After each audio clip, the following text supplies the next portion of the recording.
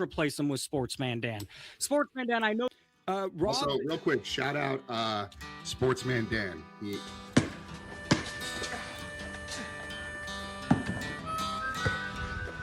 Sportsman Dan, the other Dan.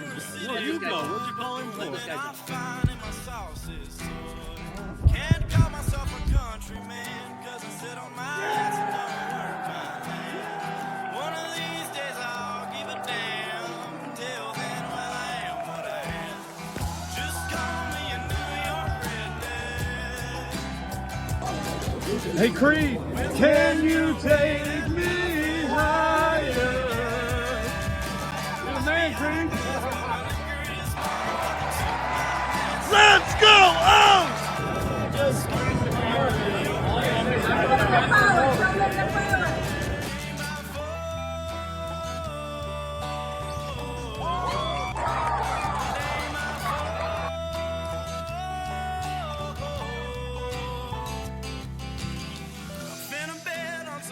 At the track, Brooklyn ain't never coming back. Tim's on the ground in the concrete jungle. I might get into a little rumble. Bump it. Ain't nothing but a hot tail man. Red on the farm, so I work with my hands. Just call me a New York redneck. Where's the banjo? Play that fella thing.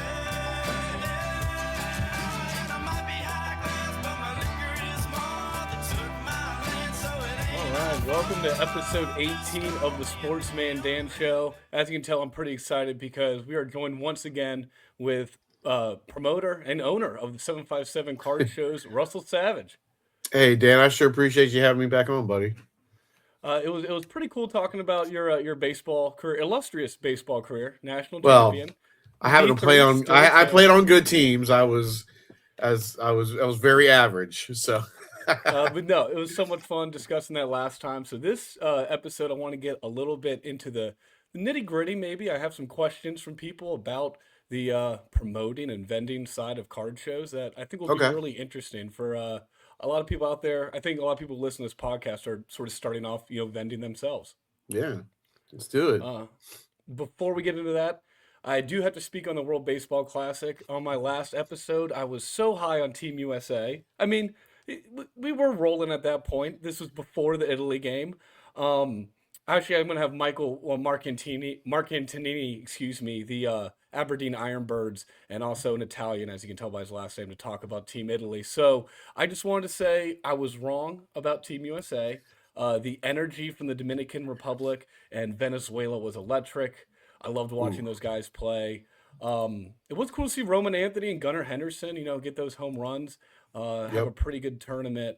But overall, disappointing from Team USA, and I got to eat my words there a little bit. I'll own it. I was wrong.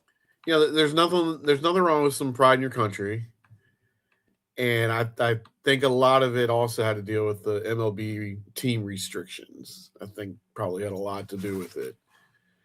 Yeah, the bullpen. I mean, there's some guys like Griffin Jackson and others who did pretty well out of the bullpen. But then again, I'm looking at some of these, like Garrett Whitlock. I mean, he's a solid pitcher, but Yes, was that the best Team USA could really put out there? Anyway, we were good enough to win. We just didn't. And another bright spot, Nolan McLean. He did struggle a little bit in that first start, but I mean, Venezuela, that's a tough lineup. no, that's a deep lineup. I mean, it's nothing to sneeze at. He went right at him. Yeah, no, and any guy who was also a quarterback in college, right? He was good at Oklahoma State too. I got to pull up his stats, but I think he threw for over 3,000 yards. He was no scrub at Oklahoma State. And I'm a Mets and Orioles fan, but some Orioles fans were like giving him grief because I guess he was selected, I guess, in like the 81st overall pick by the Orioles, and he chose to not sign, went to Oklahoma State, and then he got selected with like the 91st pick or something. It was a couple slots lower, and they're like, oh, what an idiot. And I was like, I think it's turned out pretty good for Nolan. He's doing okay. Yeah, I don't think he's too worried about not being with the O's. So I just had to speak on that. I think most Orioles fans honestly do not care. Most Mets fans, we got something here. I know we lost Pete, but I don't know. I'm not saying World Series, but my too early prediction would be Orioles and Mets. There we go. All right, and now we're speaking on New York a little bit. I want to do my this day in sports history. So today is March 18th, 2026. Typically, I have some really cool things to talk about for this day in history. Today, I have in 2014, Phil Jackson signed a 5-year contract to be president of the New York Knicks. Now, I'm a diehard Knicks fan. I finally got to see a game in the Garden about 5 or 6 years ago, and that was pretty life changing. Oh yeah, Uh, it was the cool Mecca. too, yeah, I got to meet John Starks, and I like pure coincidence. They were sold out of Patrick Ewing jerseys, so I bought a John Starks jersey. Was able to get it signed. All right, it all comes together. They actually played the Timberwolves, so I got to see Tibbs and Cat Mm, play against the Knicks. But anyway, I remember when we got Phil Jackson, and I was like, "Oh, the Knicks are gonna win a championship." I was a year out of high school in 2014. Um, we brought in Derrick Rose and Joakim Noah. It turns out a little bit too late. yeah, a season or Uh, two too late. yeah, Joakim Noah, Derrick Rose, that was still electric, but I don't know. You got an NBA team you follow, Russ? Wizards, I'm a DC boy, Oh, so okay. so So it, you it's know it's you been know a this long, team. yeah, I know the long it's drought, and it's hey, maybe we're on the turn now with the Wizards. They've made some good moves for the future, and let's hope. Whew, it's been a long drought. So I you being a Knicks fan, I feel. Yeah, I was about to say I got a soft spot for the Wizards as well. My first ever NBA game, I drove up, high school, had like no money, Yeah. and so saw the Knicks Wizards, and they shut down Melo a week before, and then the day before they traded J.R. Smith and Amon Shumpert. So I got to Oh, see Langston Galloway's NBA debut. there you go. Awesome. Yeah, sure. How Um, many people even remember that? yeah, that's a good point. I remember Cole Aldrich was just throwing up hook shots. I'm like, man, how is this guy still in the NBA? But it's fun. Those Wizards teams, uh, I gotta. Okay, this is a good little maybe a metaphor here. In 2014, when we got Phil Jackson and tried to make that work it was a big three, but no one else thought it was a big three, Yeah, right? the mid three. When you guys brought in Paul Pierce and Hmm. you guys won that series, were you also foolishly optimistic with the Wizards? Foolishly optimistic. I'm like, man, we got our closer. It's and then it just comes crumbling down. Yeah. You got the I call game though. That was the Yeah. backboard. That was epic. Yep. All right, so that's it for this day in sports history. Looking forward to maybe doing some more this day in history overall. Yeah. But since we have Russ here, who I would say you're a bit of an Orioles prospect expert. I've known a few or two. Yeah. One of my favorite subjects. Let's talk about Coby Mayo. And so Oh for yeah. this subject of the Coby Mayo corner, it's not going to be "I told you so," but it is a bit of. Turns out people forget a little bit about that defense when that bat is so hot. I do think Coby Mayo will be the starting third baseman on day one for the Orioles. I know that Blaze Yep. Alexander's in there. He's a solid player. Jeremiah Jackson, Luis Vasquez. They brought in Weston Wilson. They have some options at third. Russ, in your opinion, is there a better option for the Orioles right now at third base other than Coby Mayo? I mean, unless you shift over Gunnar Henderson, I mean, there's no better option. I mean, it's now or not never for him, but it's now for him.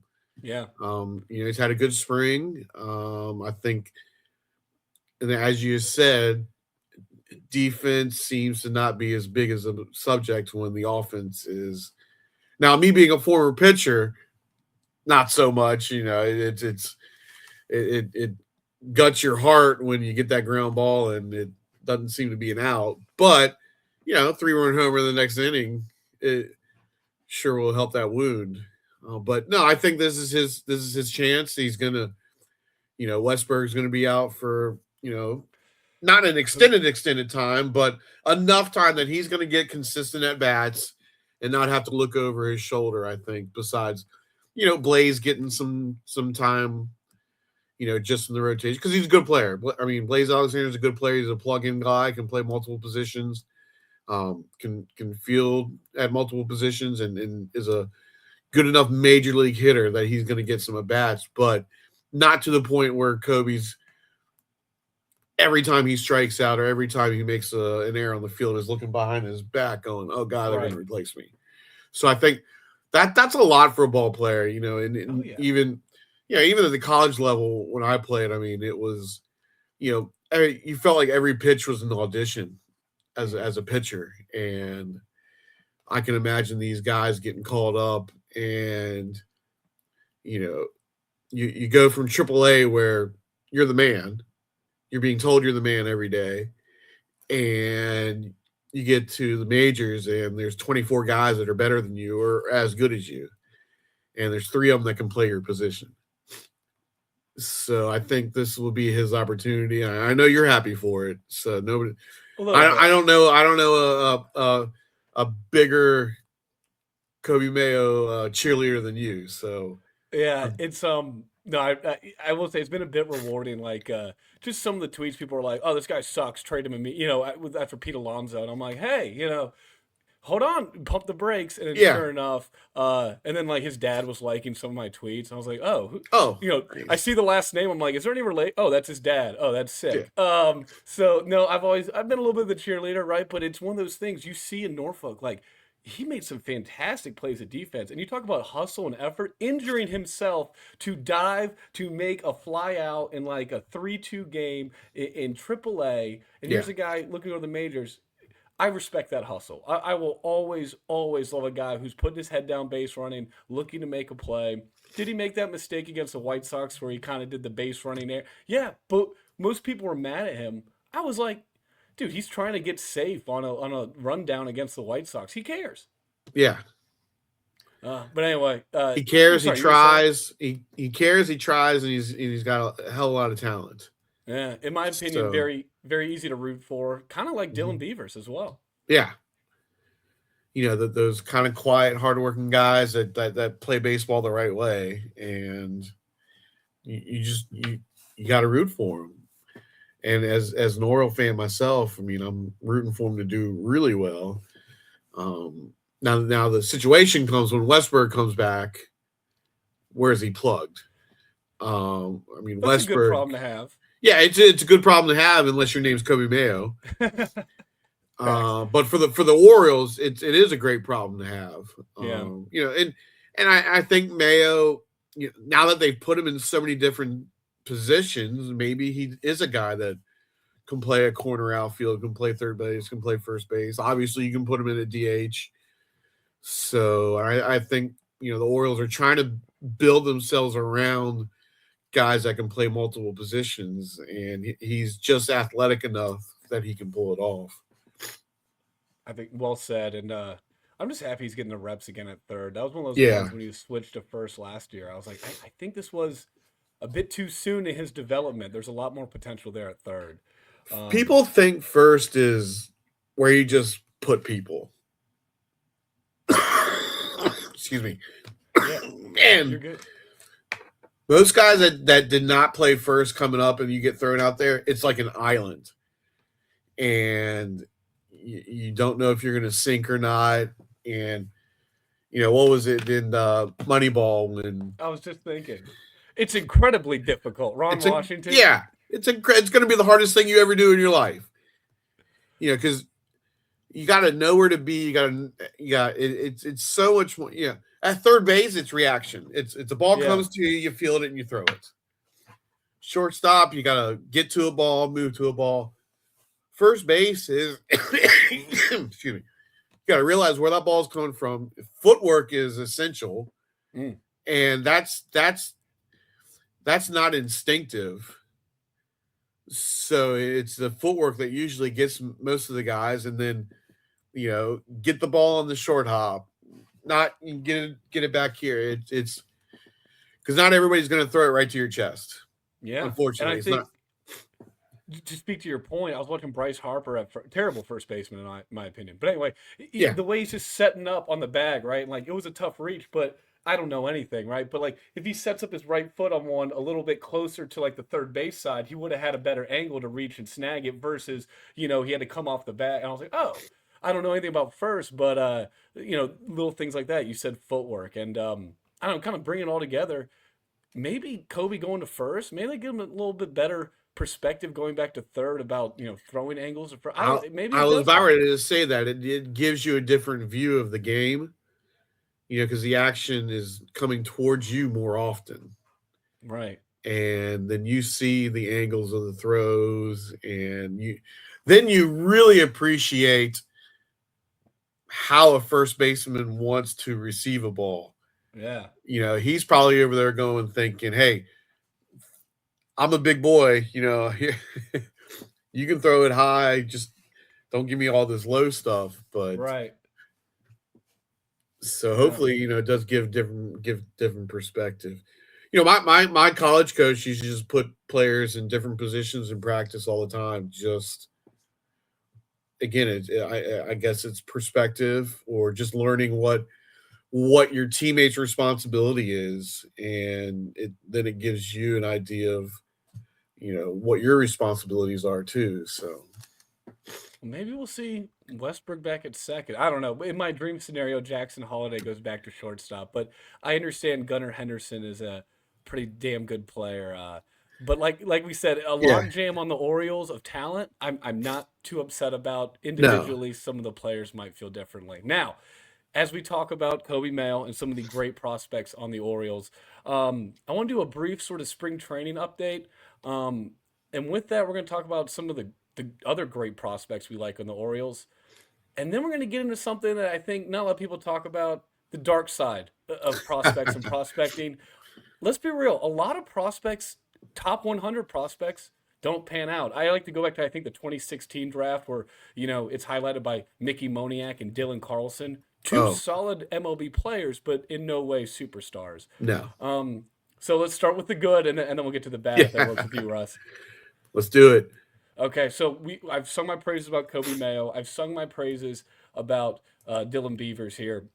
Going to the pitching side, Cade Povich was recently optioned in Norfolk, I believe. He's a Yeah. guy who, as a starter, has a hard time getting out of that sort of later fourth, fifth inning. Hmm.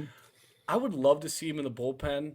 You're a pitcher, so you can speak more to it, but maybe he can kind of up that velocity a bit. He's got a killer, breaking stuff. I love his curveball. I call him Oh the yeah. Catholic curveballer. I love that he's open about his faith, but the Catholic curveballer, Cade Povich, he is still a guy I'm watching. And from the sports car perspective, I mean, his value, it's relatively low. You can get like his Bowman Best Auto for, I think, about $4. Oh yeah. You can find some bargains in there, but I think, like yourself, what you alluded to, I think his best future is in the pen. Guys that can't get past that third, fourth, fifth inning, I don't. It's the same as that mentality where you get the two outs and you think your job's done, Mm. and Then you give up a homer. then you give up a homer. I had a coach come up to me one time and he said, "Hey, you get the two outs quicker than anybody I've ever seen," and then there's a lax. I never realized it. He's like, guys are probably hitting like 500 off of you with two outs, and it's same thing as in the third, fourth, fifth inning is, man, I've cruised through this. Now I'm going to cruise type of situation, and I don't know if it's a hey, job well done by me too early, or but sometimes if you're just out there for 1, 2, 3 inning for that one inning, and you got to get three people out, is a lot different than needing to get 18 people out, 21 people out. Right. And I don't know, it's his stuff doesn't go away. It's not one of those things where he gets to the fourth inning and he's losing 2, 3 miles per hour on the curveball, and he's control goes. It's just a mentality thing, and if you don't even realize it, No, I think that was a great point you made. Like the coach came up and told you that, right? You sort of like almost on two outs, you're sort of taking it, but that wasn't like you consciously. It wasn't like you're like, no, oh I'm hey, I got two outs, I'm gonna chill. You're like, I didn't even realize I was doing it. yeah, and when you don't know, you don't know, and I probably was just going, all right, well, I'll groove some stuff in here, try and get some ground balls, get myself out of this inning. And instead of doing what got me those first 2 outs. Right. And it's a lot like a prevent defense in football. When you're up by that 10 points, 7 points late in the fourth quarter, and you go to that prevent defense. And as I've said for years, the only thing the prevent defense does is prevent you from winning, because you're not doing what got you to that point. Yeah. And you're changing everything. And it's I feel like some of these pitchers that get to the fourth, fifth inning, they just want to get that win.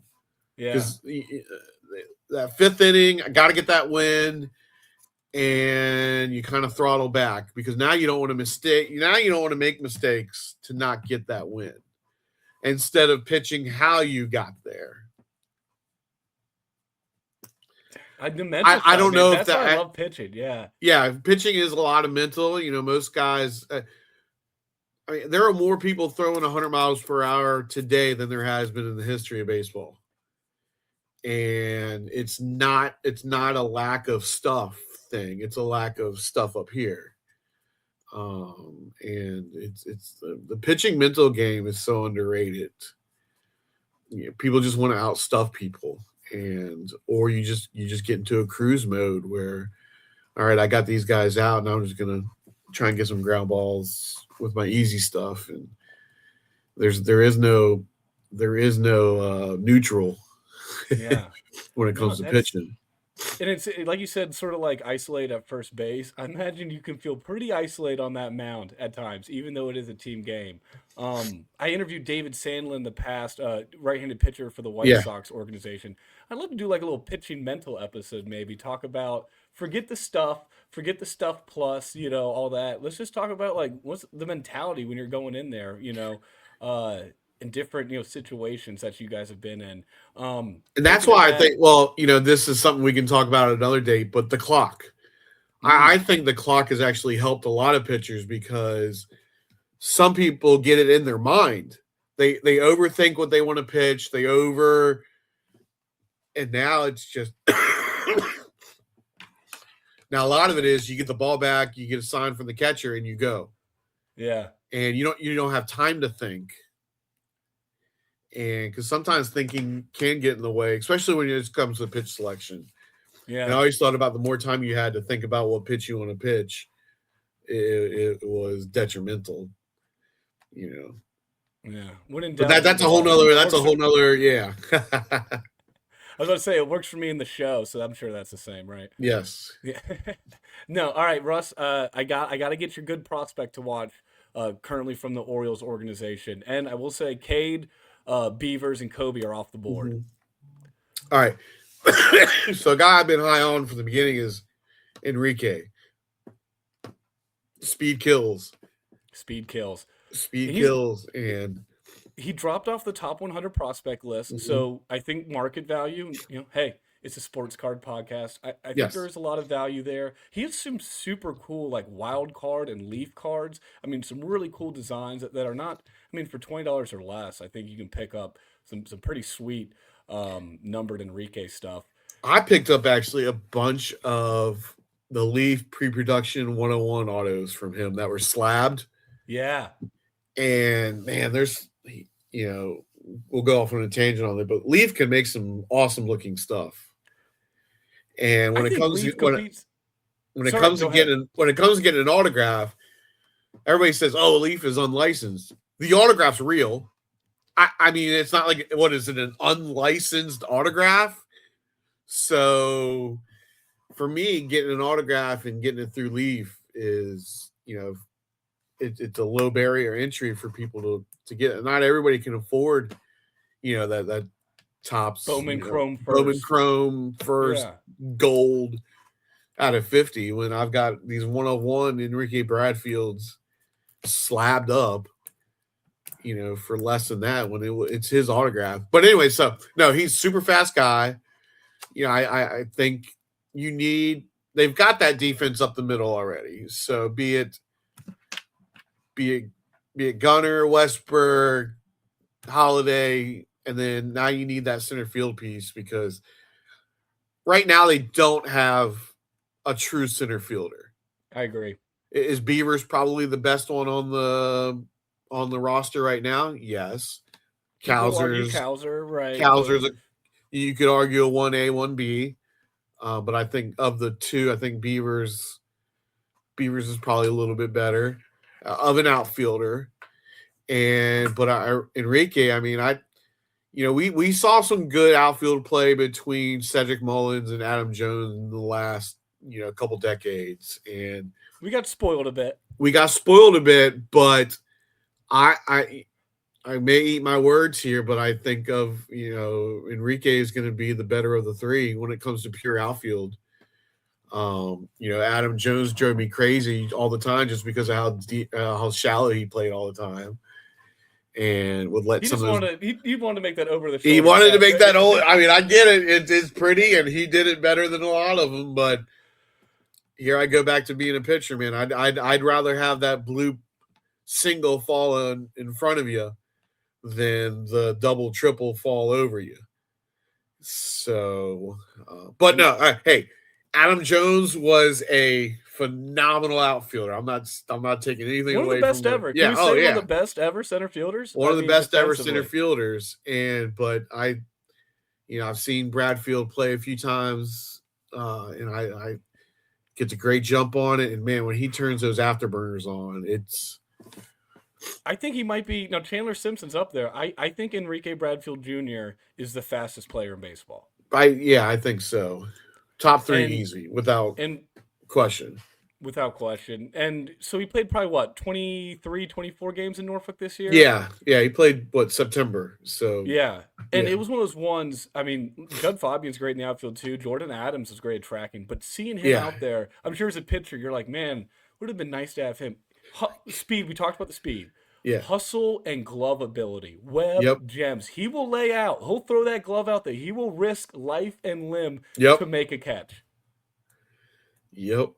Now, defensively, I think that's all. I mean, I would say he literally has potential to be one of the best center fielders defensively in the game right now. Yeah. Yes. The reason why he's in AAA is the bat does need to come around a little bit. Have you seen his slap? But go ahead, Russ. But I think there's so much offense on the Orioles right now that you plug him in at number 9 and you put him in center field and he wins you a Gold Glove, and whatever offense he gives you, it's like Jackie Bradley Jr. when he was with the Red Sox. Whatever offense you got from him was a bonus because he was going to play a phenomenal center field for you. Agreed. He'll win you games in center field. Yes. And he won't lose you a game in center field at all. And then now you got an extra leadoff guy at 9th, right? With that speed. Yeah. I was saying he's been doing this slap bunt. I love just look, get on base. That's all that matters because he's going to steal second and he's probably going to steal third. That's a great one. I think Enrique Bradfield Jr. is someone Orioles fans should be keen in on. And if you are into prospecting and collecting, there is a lot of value, in my opinion. This is not financial advice. No. I am not a financial advisor. You are the promoter of 757 Card Shows, though. So before we get to the questions, yes, you got to give me some bad Orioles prospects. Maybe some guys you really believed in. They might be great guys, but baseball's a hard game, and it's very baseball's a hard game. I think the biggest one, and this guy was supposed to have a huge bat, and I'm talking, and I saw him play. I think it was Delmarva. It was Billy Raoul. Ooh. Oh, and man, he hit some blisters. I saw him 2 or 3 games down there, and he was supposed to be that bat in the lineup for 10 years, hitting 25 to 30 home runs, and just, they just talked about how he was a hitting savant, essentially. And he never got a Double-A. I mean, I think I think it was one of those things that was here's Double-A, sink or swim. Yeah, 2011 he capped out in Double A. Then they sent him back down to rookie ball for a little bit, but that was his end of Yeah. his career. And yeah, um, 2006 first round pick, top 10, Yes. ninth overall. And just a hitting machine. And he was one of those that was okay. Well, what's his? Is he going to be a third baseman, first baseman? Is he going to be an outfielder? At that point, people didn't care because he was going to be such a great hitter. And well, here we are. We should be talking about him being an Orioles Hall of Famer, and here he is. He never got No, out of Double A. this is a great one because I'll be honest with you, Russ. I'd never heard of this guy. I had it. In rookie ball, sorry, I just pulled up the stats. At 17, I mean, this guy's batting 328, 32 RBIs, Yep. absolutely crushing it. His first 2 years in the league, and then from there, it just all goes down. I think it speaks to exactly what we were saying. Um, Prospecting's fun. Prospecting's awesome. I love watching minor league baseball. I know I'm all in on Coby Mayo, but Yeah. for most prospects, you don't want to go all in. Pick your favorites, watch them. But this is the bit of the dark side of prospecting. It's very sink or swim. And then another thing that you talked about on the pitching side, but for And that was anyone, a dark time for the Orioles too, because I mean you're in that middle of that 14 years of just being losers, and here's your number 9 pick, who's supposed to be your number 3 hitter for 12 years, and he's 17, and no pressure. no pressure at all, dude. Just hit bombs, and they sink or slam him in Bowie for 41 games, and he sank. Well, Um, Billy Roel, how do you spell his last Roel, name? yeah. So I think I'm probably pronouncing it a little bit wrong, but No, um, here's a guy top 100 prospect in 2007. And that's a good pick. So I'm not sure how many Orioles fans today are even familiar with Billy. yeah. I mean that's 20 years ago now, but Oof, make me. Oh, jeez, I'm if getting we old. want to go way back, we can go back to Yeah. that crazy draft that the Orioles had in, I think it was 2000.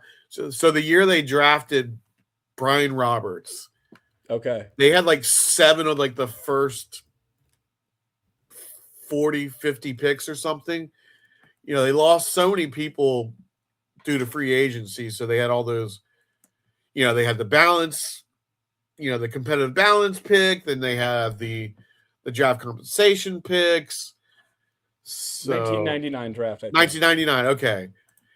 And I'm pulling besides it up. Brian Roberts in that class, I mean, I think it was like a Keith. Hamilton, Beckett were like top. Yeah, it was just a top loaded. The Yes. first 2 picks were Hamilton and Beckett. It looks like. I could probably share it. Let me just share it. No, But the it's Orioles had like 6 or 7 of like the first 50 picks or something.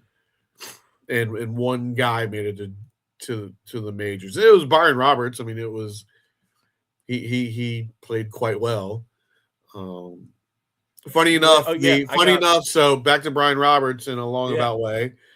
So Mike Fox, who I played for at North Carolina Wesleyan, replaced Brian Roberts' dad at Chapel Hill. Oh, no kidding. Yeah, so that's that they had fired Coach Roberts at Chapel Hill, and then Coach Fox got the job. So that's my two degrees of separation of Brian Roberts. So That's I like it. I like it.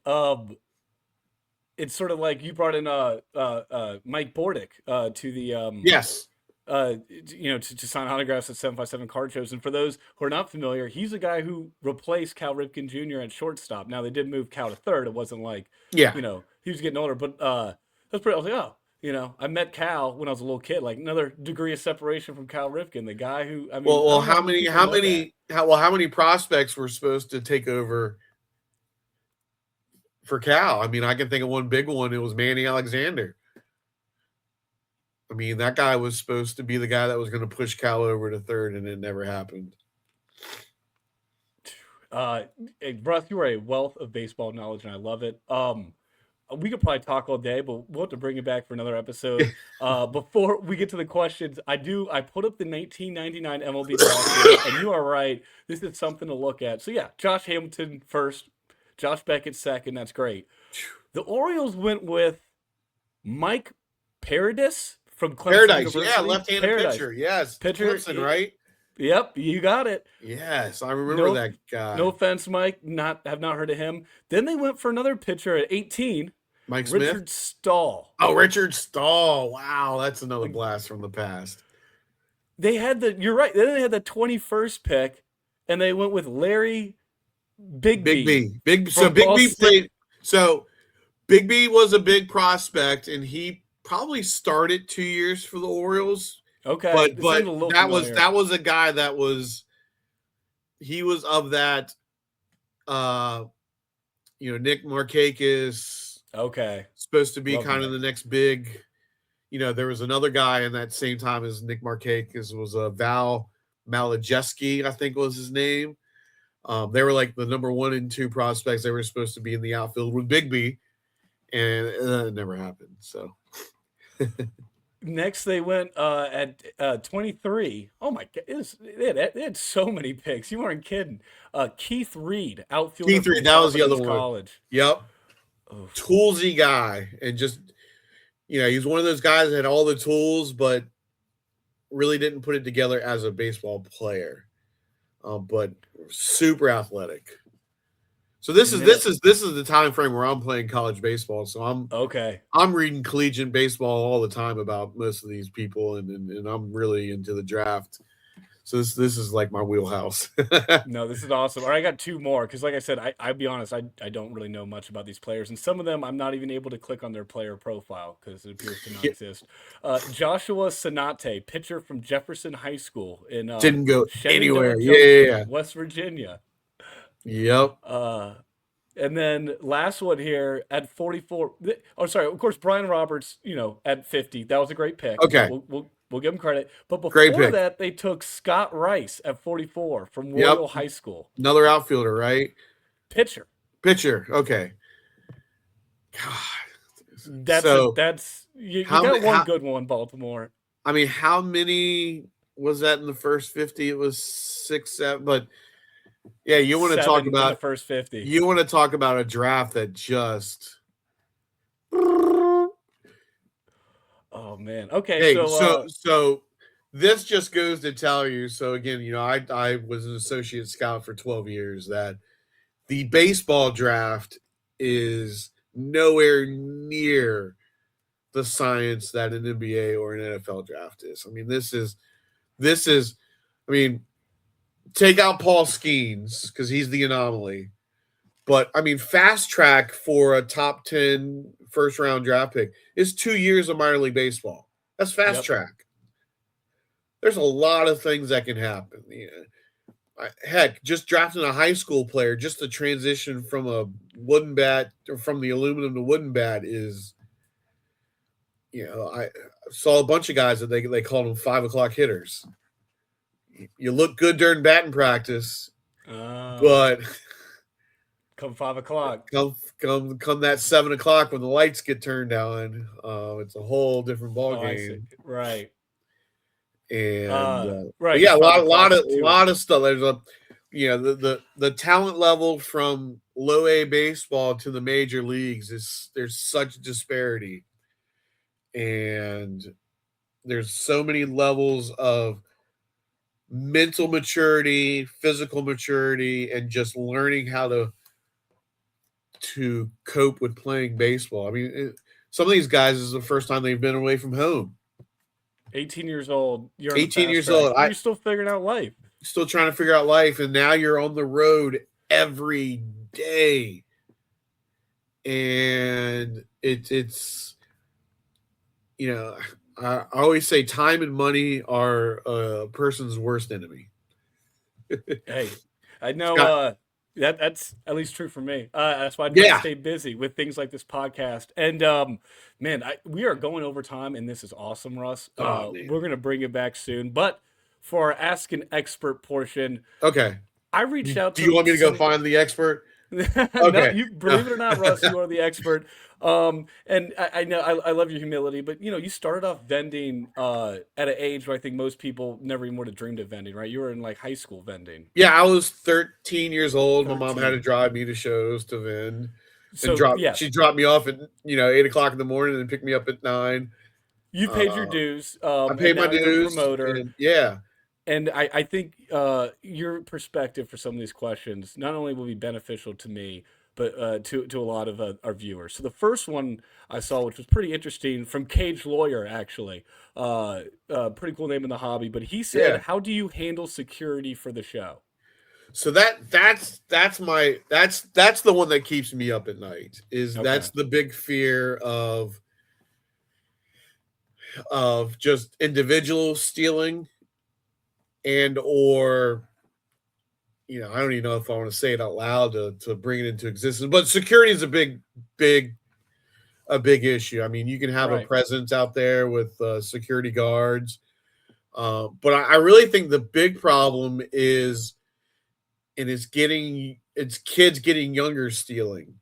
yep, I don't think we haven't had known thefts here in the last few shows, but man, the last year or so or 2 years, it's become an epidemic with kids stealing.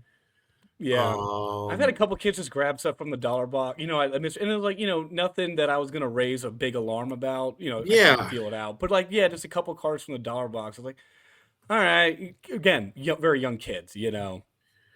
So and beyond having armed security at a show, it's really I'm not saying it's the community's responsibility, but it takes a village. 100%. You know, because a vendor will notice that they'll have something stolen and they'll think it's from this person. Then we tell everybody come directly to either Phil or myself, who we're the co-promoters of the show. We're the ones that'll handle it. We'll go talk to the person, or if we need to, we'll go to the facility if they've got the video that we need to go back to. So it does take a village, because even if there's an armed security guard, that's more deterrent Right. versus what do you do when it happens, because I can't have 20 armed security guards roaming then I can't afford to put on a show. Right. And um I will say at trade night, like I thought like a car got stolen one time and just immediately brought it up like with the other guys or vendors. Turns out it wasn't stolen, right? Like I was wrong. I was pretty yeah. new. I would encourage anyone, speak out, speak up. Russ, you will come to that table probably within a minute. Oh no, You're always running on the show. that's Yeah. that's the I mean, we will drop everything Yep. And I when can it when speak it to it. comes to that. And we've caught some kids, and hey, we give them a shot. We're like, hey, we know this happened. And for the most part, it's true with the vendors too, that if it's a kid, they steal something, they give it back. Hey, we're not going to ban you. Eyes will be on you. Trust and believe that. But we're big into the second chances, especially with the kids. But you know, you just got to go to your promoter first. Let them Yep. handle it. That's why we make the little bucks, is to handle the big stuff. Yeah. No, I think y'all do a great job. And obviously it gets harder with the bigger shows, but I think security is one of those things. It's just always sort of, not the dark side of the hobby, but sometimes people don't want to discuss it. Y'all do a Yep. great job. And for anyone around this area, if you see something, and like I said, you might be wrong. Just speak up. We'll figure it out. We'll And figure it out. everyone, yeah, and someone will be at your table soon. One more question before I let you go, Ross, and Okay. then I think I'm gonna bring you back for a couple more Ask the Expert Yeah. segments. So this one's a little bit more from the vendor side. Okay. What do you feel sells better for you, low to mid range or more high end? And I think it's a great question for you. You have a pretty badass little autograph box. You got the dollar box. You got the patch memorabilia as well as the showcase. I'm a variety guy, but I don't go into the super high end. I'd rather have $20, $50 cards in my showcase than $1,000 card. That's me, but I think value boxes, dollar boxes, half off boxes, quarter boxes. I mean, that's people are just going to put stacks of cards together like that, and it just adds up as the day goes. And if you've got those value boxes, people will come back to your tables. It's a great way to get loyalty to the consumer.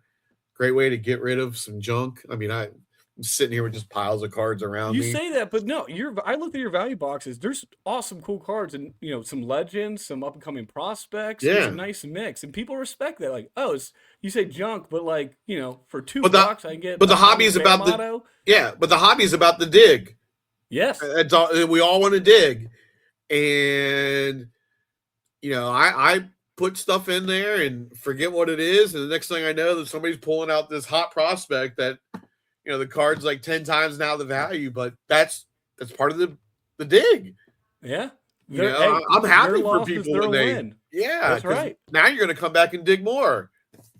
It all comes together. No, I think that is the perfect way to end episode 18. Russ, thank you so much for your time. Dan, I appreciate it, buddy. Isn't there? I'm gonna do it again. Open invitation. Can I count on you coming back on the show? Hey, your open invitation is a open yes from me. So Awesome. Well, Russ, I'll let you get back to promoting and getting ready for the Portsmouth Rivers yeah, the Casino Rivers show coming March up. 29th. Awesome. Well, talk to you soon, Russ, and thanks again. Thanks, you.